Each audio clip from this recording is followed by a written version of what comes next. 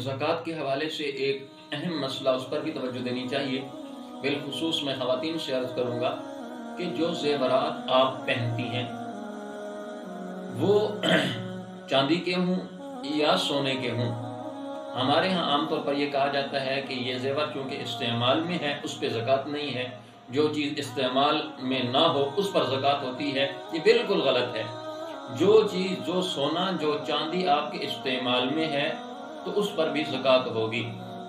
मिसाल के तौर पे एक औरत है, उसके पास कुछ सोना है और कुछ चांदी है, इन दोनों को मिलाया जाएगा। अगर चांदी नहीं है तो उसके पास ये हो ही नहीं सकता कि कुछ ना कुछ उसके पास रकम मौजूद ना हो।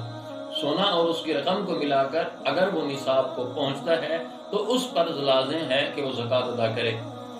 मैं मसाइल अर्ज़ कर रहा हूँ आपकी खिदमत में, दलाइल का उन्वान नहीं है, लेकिन इसी बात के ऊपर मैं आपकी खिदमत में अबू दाऊद की एक हदीस पेश करता हूँ कि अल्लाह के नबी सल्लल्लाहु अलैहि वसल्लम के पास एक सहाबिया हाजिर होती हैं और उनके साथ उनकी एक बेटी भी मौजूद है और उस बेटी के हाथ में सोने के 2 कंगन थे।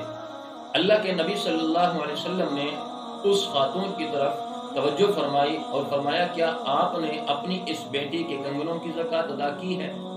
अगर आप ज़कात अदा नहीं करती तो क्या आपको ये बात अच्छी लगेगी कि आपकी बेटी के ये 2 हाथ इन कंगनों की वजह से इसे जहन्नम की आग के कंगन पहनाए जाए?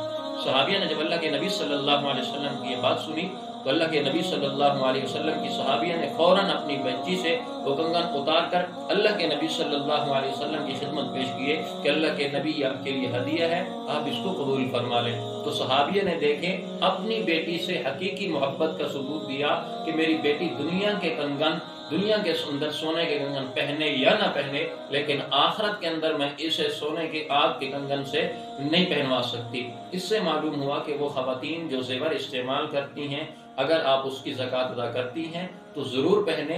अगर आप ज़कात अदा नहीं करती तो ऐसे ज़ेवरात के पहनने का कोई फ़ायदा नहीं है जो कल क़यामत वाले दिन हमारे लिए आग का ज़रिया बने। दुआ है अल्लाह तबारक व तआला इन छोटे और बारीक मसाइल पर भी हमें तवज्जो देने की तौफ़ीक़ अता फरमाए।